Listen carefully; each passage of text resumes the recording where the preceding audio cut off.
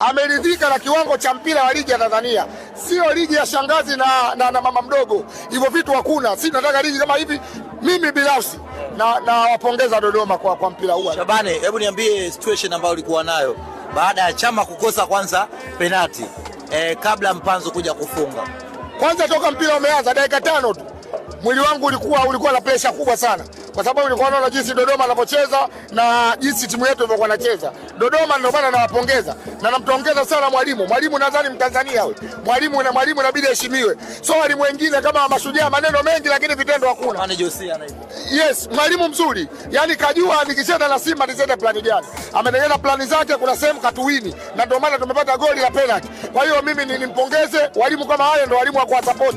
Kafanya vizuri. Nampongeza mwalimu wa Dodoma kuwa na mbinu bora ya kucheza na nyinyi.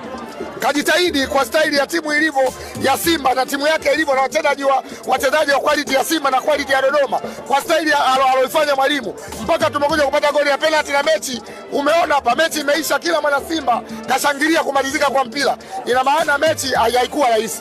Nimpongeze tena mwalimu mzuri, na walimu kama wale waende kuongezewa nguvu, then baadaye watasaidia ligi yetu. Wanasema watani zenu mnafanya kazi ya kanisa, mnashinda lakini mko pale pale. Bado mechi 5, point 15, wametupita point 2. Sisi tunazungumzia football, hatuzungumzii udaku wala hatuzungumzii siasa. Football inachezwa kwenye pitch. Hamna mtu anategemea kama Dodoma Jiji angefunga Jumamwiko. Hiyo ndio football.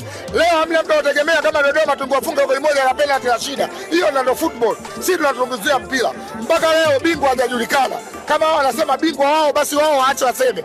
Ila tunasema bingwa hajajulikana. Mwisho wa siku mechi zetu 5 zilizobaki zote za kiume, na tutapambana kuhakikisha tunapata matokeo. Mashabiki wote na benchi la ufundi na wachezaji watambue mechi 5 tunahitaji point 15.